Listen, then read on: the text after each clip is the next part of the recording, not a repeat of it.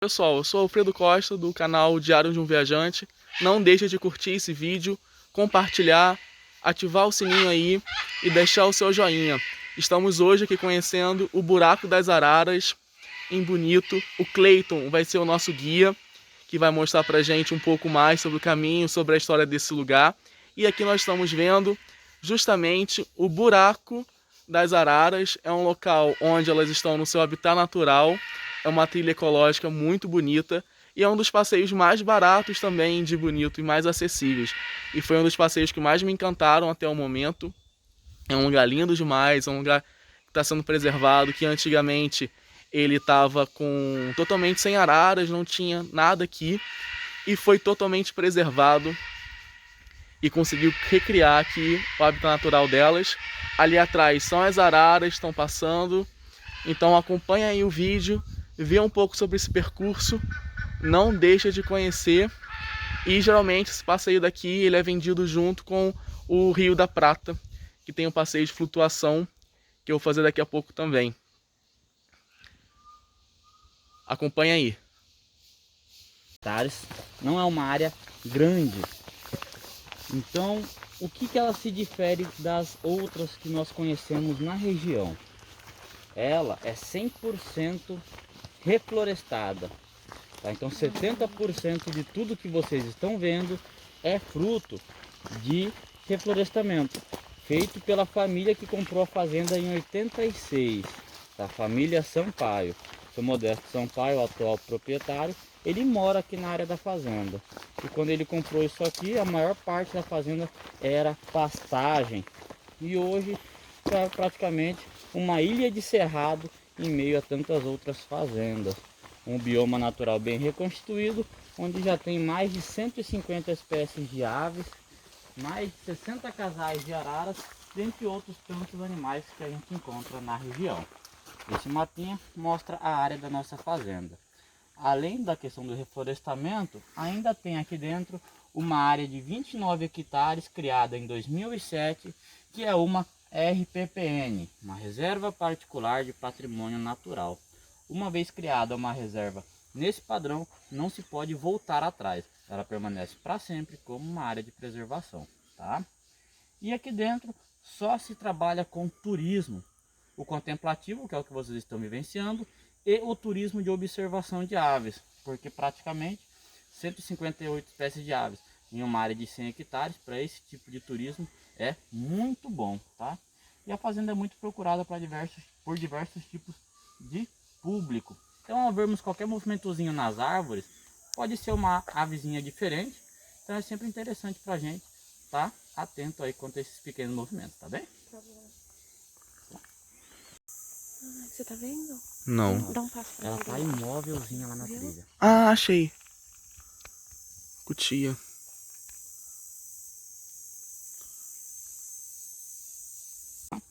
Pessoal, a gente tem muito buraco de tatu na trilha. Uma das coisas que a gente trabalha com vocês é o sistema de gestão e segurança.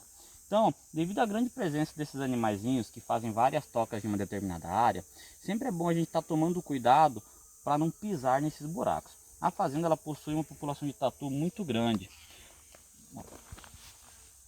assim como de outras aves, né? De aves. O tatu, quando começou o reflorestamento, tem que levar em conta que diz que a grande parte das mudas que eram plantadas, uma pequena parte eles utilizavam como alimento. Então eles geraram um trabalho extra aí na questão desse reflorestamento.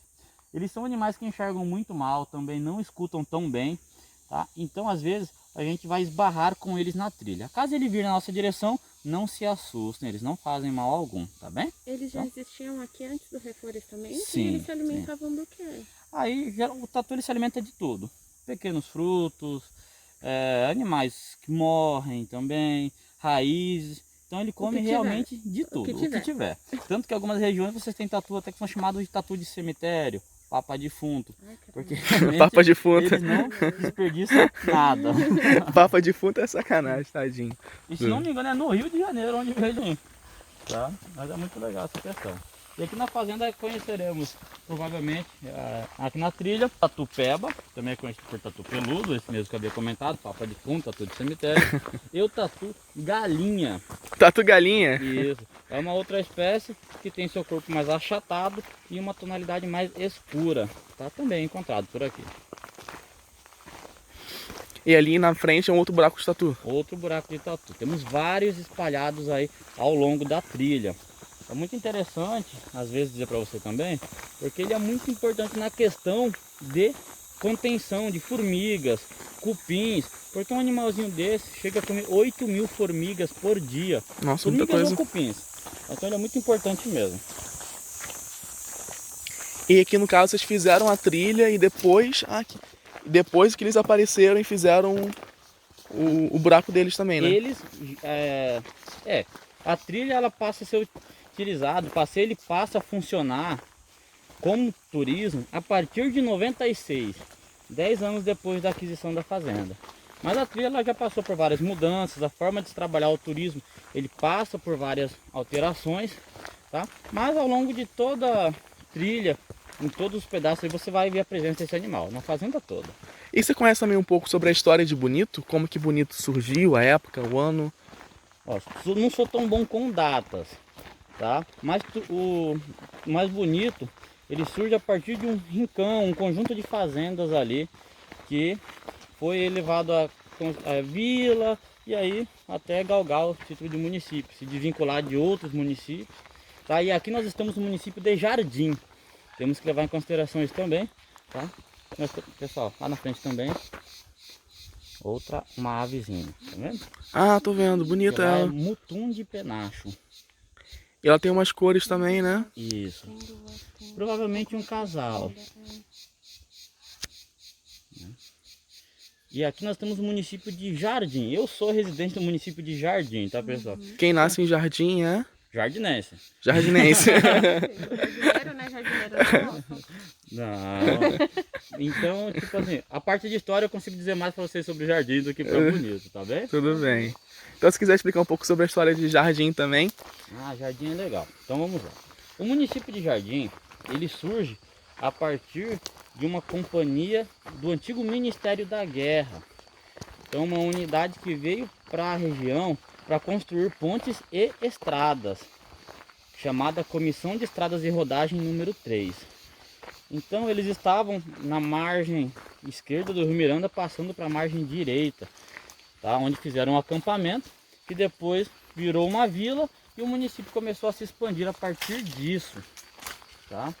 E hoje o município, além de estar dentro do contexto histórico da Serra da Bodoquena, que tem os passeios que a gente vivencia, como cachoeiras, rios cristalinos aí que vocês vão estar vendo nesses próximos dias, também tem o contexto histórico da Guerra do Paraguai, que por aqui passou, tá? Então nós estamos aqui perto praticamente de uns 10, 15 quilômetros de vários pontos históricos vinculados aí à Guerra do Paraguai.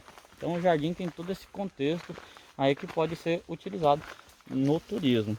E ainda por cima não está aberto, né, para visitação em virtude da pandemia, mas foi inaugurado nesse ano o Museu da Retirada da Laguna. Então tem ali um grupo de historiadores que trabalharam nessa parte de mostrar isso para vocês. E o município hoje, a maior parte da sua renda é agropecuária e agricultura. Isso aqui à direita também, pessoal, é legal dizer para vocês que é um formigueiro, tá? Então assim que ele se manifesta na natureza. Toda essa elevação de solo. E junto... É tudo isso? É tudo isso, ainda temos maiores. E além dele, ainda tem a questão dos buracos de tatu, como eu falei, porque é um ótimo ponto para o tatu estar se alimentando. E aqui também fica bem perto do Paraguai, no caso, né? Isso. Em questão de fronteira, nós estamos aí em linha reta, em 70 quilômetros da divisa com o Paraguai, tá? Aí vai ser o município de Bela Vista. E aqui a gente está... Provavelmente o que se mexeu aqui são cutias, são pequenos roedores, tem uma de cada lado. Teve uma ave que passou agora há pouco também, que ela era preta. A cutia passando lá. A ave preta é o mesmo mutum de penacho. É porque eles têm uma característica chamada de dimorfismo sexual, onde a fêmea ela é branca com preto, ela tem, a gente chama de rajado, né? Várias listrinhas brancas, e o preto ele é todo preto, né? O macho ele é todo preto, com bico amarelo. Então você vai sempre saber quais são as diferenças. Agora, se você está se referindo a que passou voando, preta com as partes brancas, é uma gralha picaça, outra ave que é bem comumente vista aqui na fazenda. Eu não vi ela voando ainda não, só vi ela Era aquela do chão? no chão. Então era um mutum de penacho macho. Porque a fêmea não fica no chão? Não por causa da coloração. Ah, tá. Você vê bem, é bem nítido a diferença entre elas. E essa pedaço aqui da árvore aqui, esse é o quê? Tá com uma cor diferente. Porque é questão de chuva. Você pode ver que essa casca se chama suber ou cortiça, tá? Então quando chove, por causa do solo estar limpo nessa área, pega bastante a questão do barro, a sujeira da terra. Mas alguns pontos ali na frente quero mostrar outra coisa para vocês, que é a questão que essa casca também protege do fogo, tá? E ali na frente a gente consegue mostrar isso para vocês. Uhum.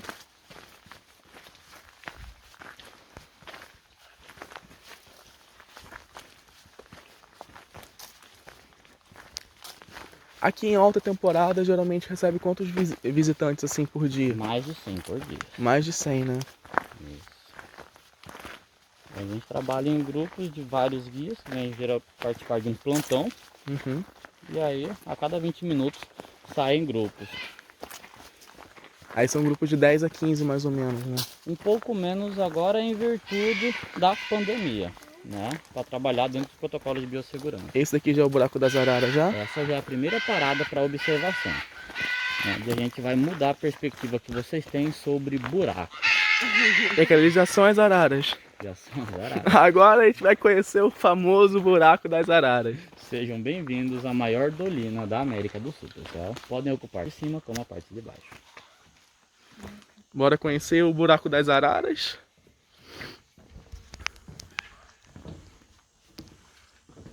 Olha isso. Rapaz! Meu Deus! Que visual! Ali as araras voando! Que lindo! Daqui a pouco eu filmo pra vocês, gente, que tá vendo aqui no vídeo. Tô aqui impressionado com o buraco das araras. Cara, olha só esse visual. Chocada. Então, E passou duas araras voando também agora há pouco. Lindas, as lindas, que vocês lindas. viram voando, podem olhar abaixo à esquerda Ali. nas árvores, ao longo dos paredões e também em algumas árvores aqui à nossa direita, onde nós vemos os casaizinhos de araras.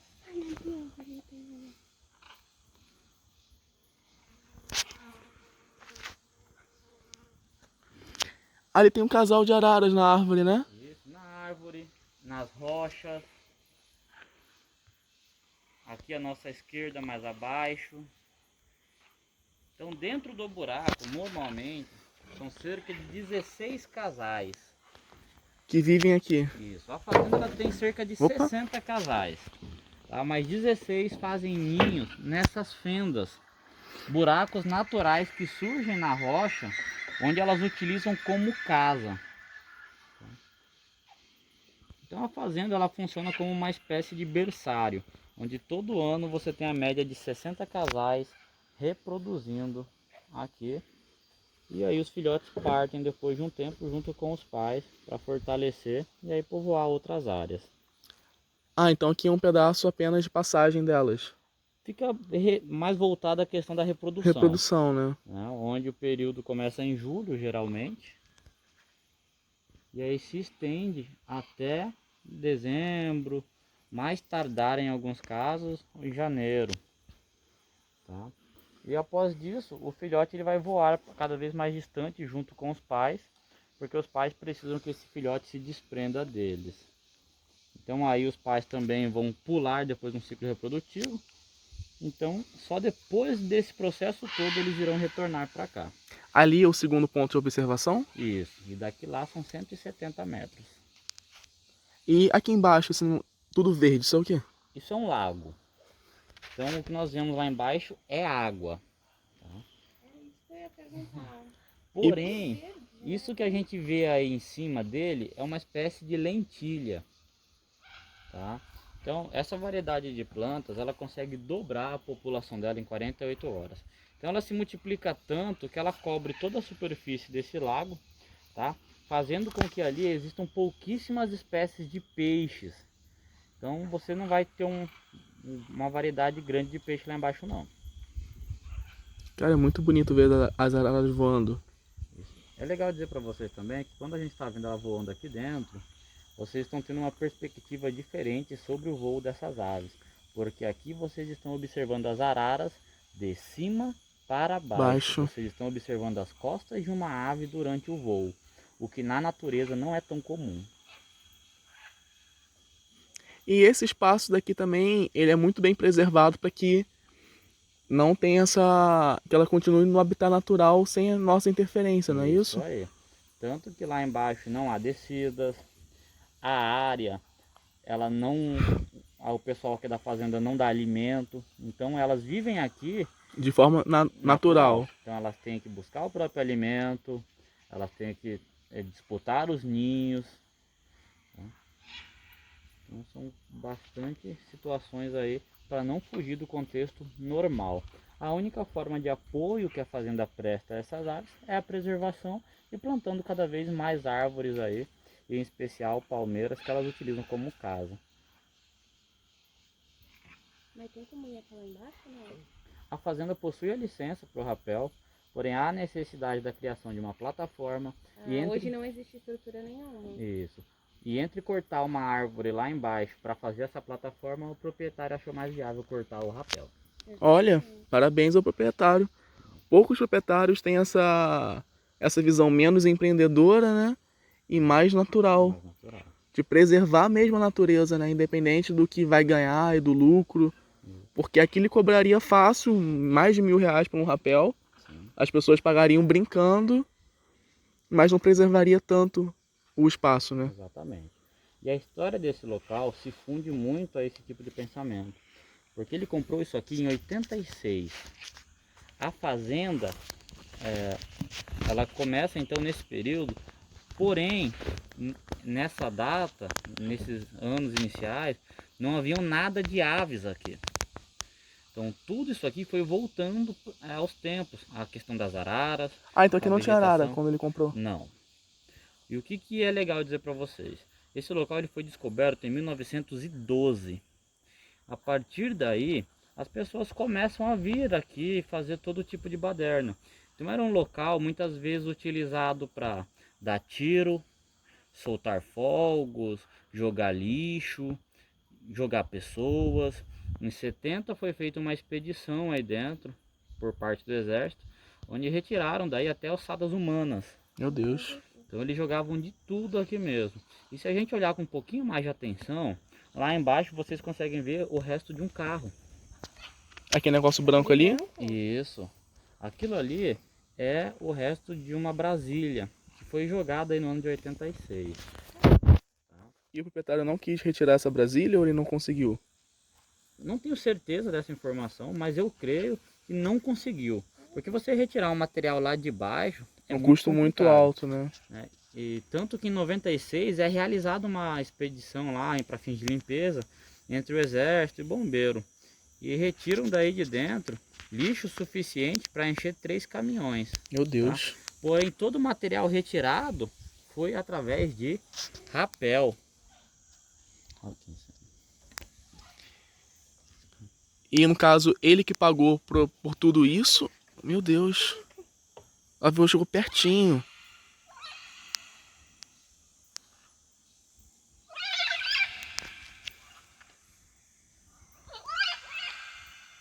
Quantas? Tô até arrepiado aqui. Até arrepiei.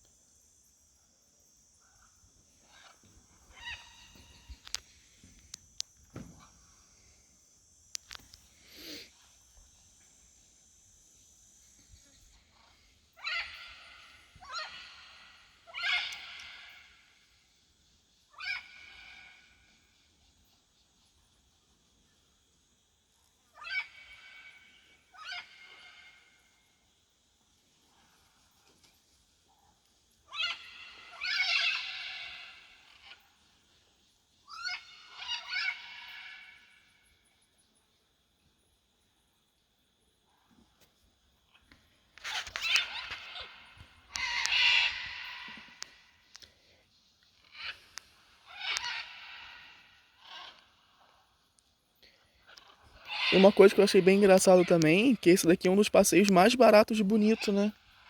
É um dos passeios mais acessíveis, assim, em termos de valores. Que é R$ 80 o passeio, né? E tem, às vezes, o transfer ainda sai de graça. E é uma área tão bonita, tão bem preservada. Para os valores que a gente está acostumado a pagar aqui em Bonito, eu acho que está até muito abaixo do preço, né? Pelo que o espaço é. Muito legal.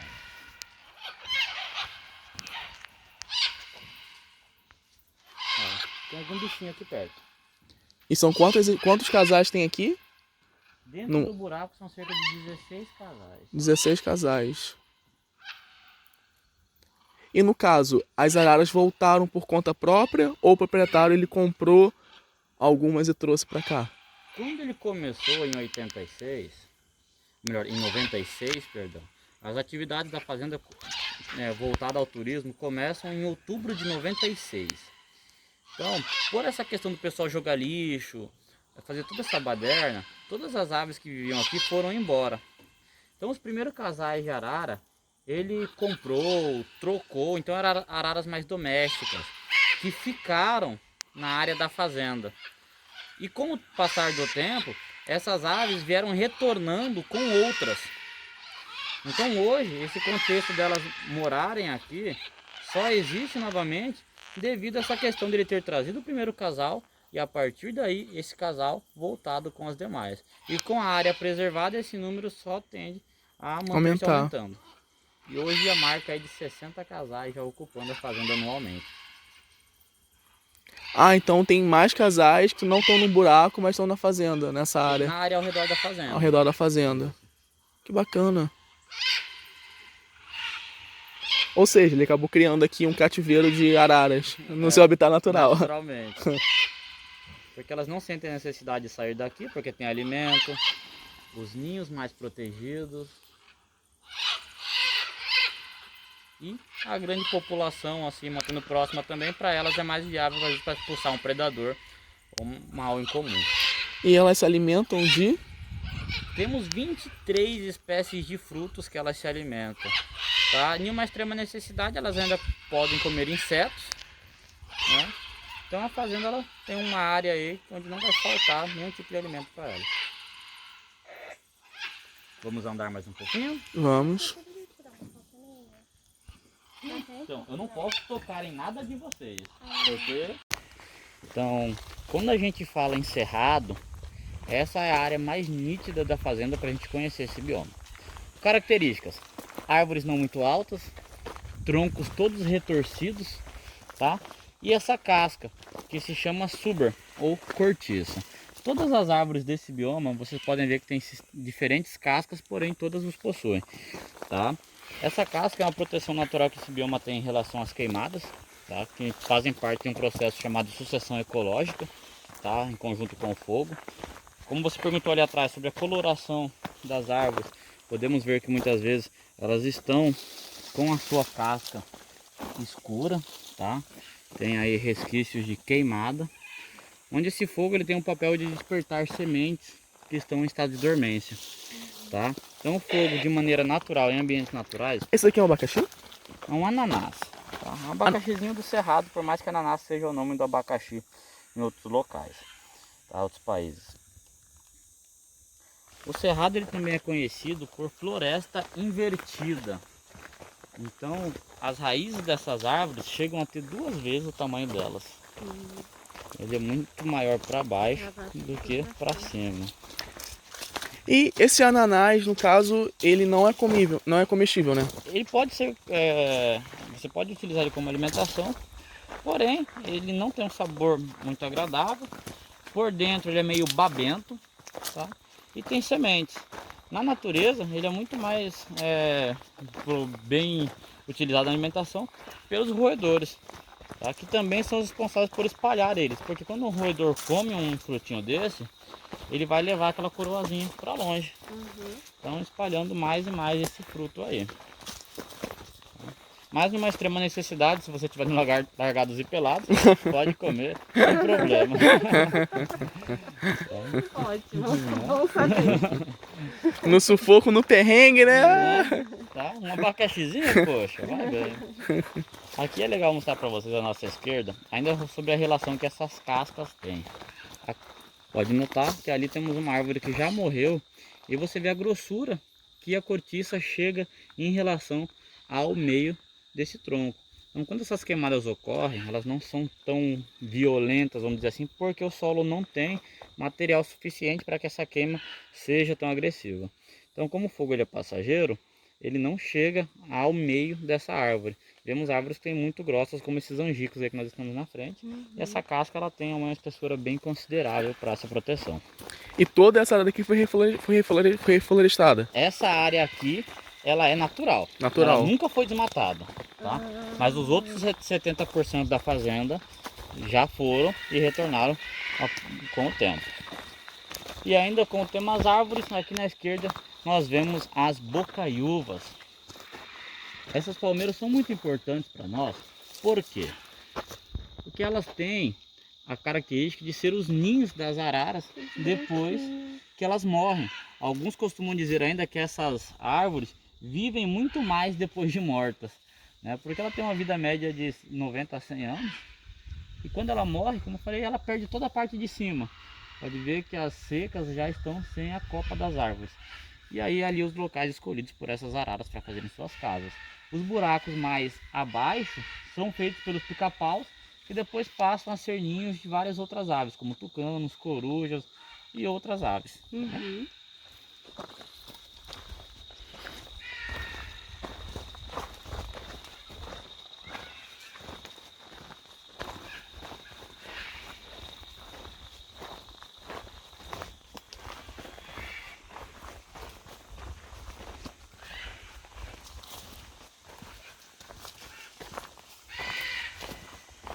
E é legal também que a gente consegue escutar o tempo todo as araras, né? As araras. Esse barulho que elas fazem, qual o nome que se dá? A gente chama de vocalização, né? De contexto geral, todas as aves vocalizam. Mas o nome do som mesmo, eu desconheço. Mas toda vez que a gente fala sobre uma ave, a gente fala que ela está vocalizando. Vocalizando. Interessante. Tem a parte de observação de aves, que a galera é mais voltada a isso, capturar os sons, alguns nomear, porque às vezes tem alguns que a gente fala que é uma vocalização, outros é um chamado, porque ela está chamando um parceiro. O beija-flor eu sei que tem um som que chama tamborilhar, então são particularidades de cada ave.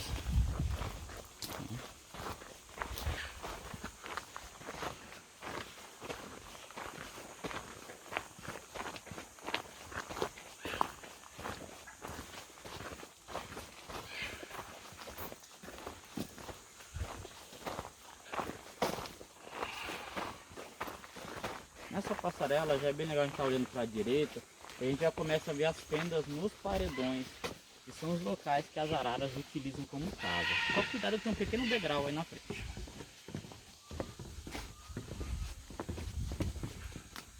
Ah, dá pra ver uma arara ali na fenda. Isso. Então são essas fendas que elas utilizam como casa. E essas fendas são naturais na rocha. Um pecado um lugar tão bonito como esse ter sido depredado antigamente, né? Isso é uma questão mais que antigamente, querendo ou não, se você levar para considerar, não havia essa conscientização Ambiental, hoje. né? Nós estamos em uma geração transitória, onde a gente está saindo de uma época onde era cultural você ter uma ave em casa, e hoje a gente já sabe que não é isso, e as gerações futuras já sabem que não é tão interessante. Que o ideal seria assim, no habitat natural delas e a gente interferindo o mínimo possível, né? Possibilitar que a gente possa fazer parte, igual hoje nós fazemos parte desse ambiente, onde elas chegam perto muitas vezes e não ligam da nossa presença, porque elas sabem que a gente aqui, no caso na fazenda, não fazemos mal algum, somos um animal inofensivo às ações dela, como deveria ser em todo o restante do mundo. Sim. Como se a gente fizesse parte da floresta também, né? Na verdade nós fazemos, né? Só que a gente se desvirtuou do caminho Exatamente. em algum momento.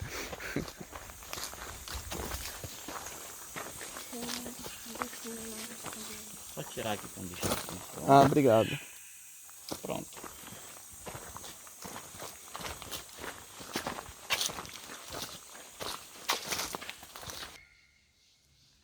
Curicaca, que é o nome dela? Isso. Ela é uma ibis, uma garça que não pesca. Tá? Comumente encontrada aqui na região.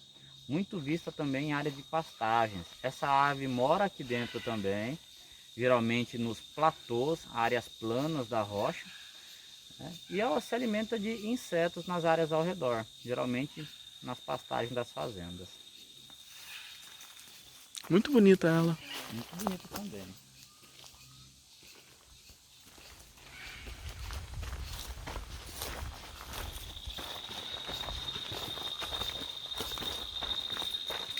Quantas espécies de aves a gente estima que tem aqui? 158. Espécies? Isso, diferentes de aves. A observação de aves aqui, ela é um atraente por causa disso, porque você tem uma variedade de espécies bem grande dentro de uma área bem concentrada. Daí a observação de aves hoje ela é um turismo muito rentável, do qual alguns países já movimentam mais dinheiro anualmente com essa atividade do que o Brasil movimenta com mineração. Nossa. Isso. E o Brasil é um dos 3 países com maior biodiversidade de aves do planeta. Mas a gente está começando a moldar mais e tem mais guias aí em todas as regiões voltando a essa atividade. Então isso é muito legal. E explorar mais o ecoturismo, né? Explorar mais o ecoturismo. A forma sustentável aí, você extrai pouco recurso, né? E você tem um retorno para a região, porque o turismo ele abastece desde o pequeno produtor ali de verduras que alimentam um restaurante, que prestam apoio a um hotel. Então o turismo ele é muito legal por essa questão. Aqui já é o segundo platô, né? Nossa segunda paradinha. Essa é a segunda e última parada? Isso.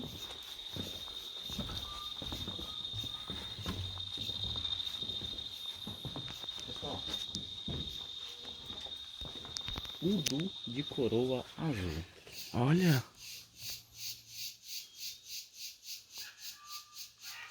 Ele é a ave símbolo da cidade de Bonito. Ele é um momotídeo, faz ninhos no chão.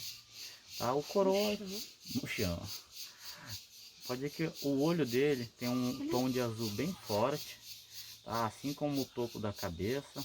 A ponta da cauda tem essa característica de uma raquetezinha. Tinha duas Peninhas coisinhas separadas. assim, né? Isso. Engraçado.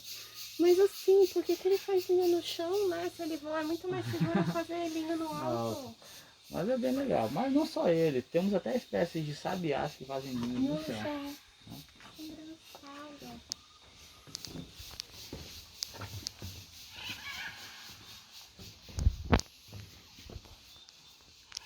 A gente fez uma caminhada boa, né? Que a gente saiu dali, a gente veio pela direita até chegar aqui. Isso, margeou toda essa lateral do buraco. E foi rapidinho, foi 20 minutos, né? Que a gente fez esse pedaço. Isso. A gente vai conversando. Nem percebe o parece. tempo, né? Passando. Nem parece que já estamos 1 hora na trilha. Uma dolina se forma porque embaixo da terra existem vários blocos de calcário, tá? Então aqui na região o calcário ele é, vamos dizer assim, É muito rico em calcário. Isso, ele é a princesinha da região. Porque o calcário é quem deixa um rio cristalino. Ele faz com que as cachoeiras tomem um tamanho maior, porque ele vai acumulando a matéria, tá? Calcificando ainda mais as rochas, com musgos, galhos, folhas, fazendo com que elas expandam de tamanho. E todo esse calcário, ele é retirado debaixo da terra. Os lençóis subterrâneos encontram esses blocos e dissolvem eles lentamente. Então aquele calcário vai passar a fazer parte daquela água que está presente no lençol freático. Com isso, aquele local onde havia uma rocha passa a não ter mais sustentação. E quem vai estar sustentando vai ser a água. Em momentos em que a água seca, toda a estrutura acima dela começa a ruir. Então aqui o que aconteceu? O calcário foi dissolvido, foi levado embora, e quando essa água secou, quando o nível de água embaixo da terra começou a baixar, todo o solo que estava aqui afundou para tapar esse buraco que ficou vazio embaixo da terra. Tá? Então assim formam essas dolinas. E esse calcário ele vai aparecer nos rios cristalinos. Vocês podem ver que as nascentes em especiais têm a água muito cristalina. O rio Sucuri, no caso da nossa região aqui, é um dos rios mais cristalinos do mundo. Eu fui lá ontem, é surreal. Eu vou lá também, um dos meus últimos dias do passeio, vou no Rio Sucuri. Vale muito a pena, Vale é muito muito a lindo, pena. muito lindo. O Rio da Prata mesmo, vocês vão conhecer a nascente do rio Olho da Água, vocês vão ver também como é uma nascente, né? Isso é muito importante para vocês saírem daqui vendo como é. E também a limpidez da água, vocês vão ver que é único. E isso aí é devido ao calcário, tá? Outra coisa que vocês vão notar referente ao calcário é que o cabelo de vocês deve estar um pouquinho mais macio também, né? É um condicionador natural que a gente está usando aqui no banho. Então o calcário ele tem essa característica também, tá? Não sei se vocês beberam água da região, que a gente não recomenda. Não, nossa, E se um monte de beber, gente falou, pelo amor de Deus, Não bebe, faça bebe. isso. Ela tem um gosto diferente, devido a esse calcário. Tudo que vocês vivenciam é proveniente desse calcário. E por que o nome Rio da Prata, você sabe? Não sei esse contexto, tá? Hoje ele é muito confundido, porque existe um Rio da Prata maior, que é o da Bacia Cisplatina, né? Mas esse nome não sei dizer. Aqueles dois que passaram voando ali, eles são... Curicacas. Era Curicacas. aquela que estava parada na árvore ali, nós passamos ao lado.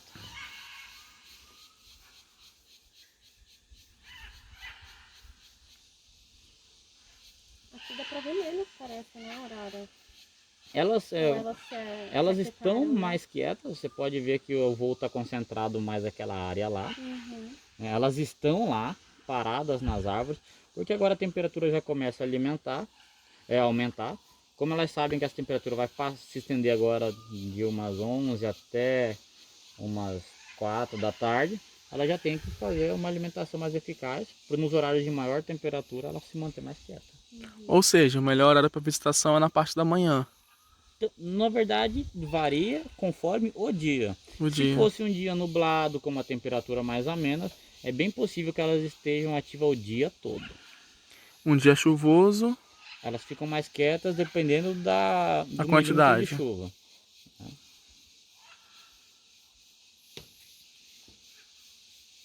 que é lindo demais.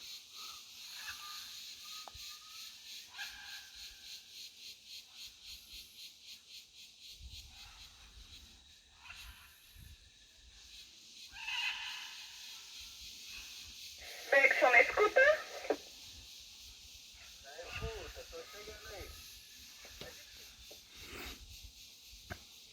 Aqui agora, um sorvete típico da região, que é um picolé de bocaiúva, que é a principal alimentação das araras. E aqui num picolé. Olha só o picolé. Muito bom. Diferente também. Delicioso. Bem diferente. Muito bom.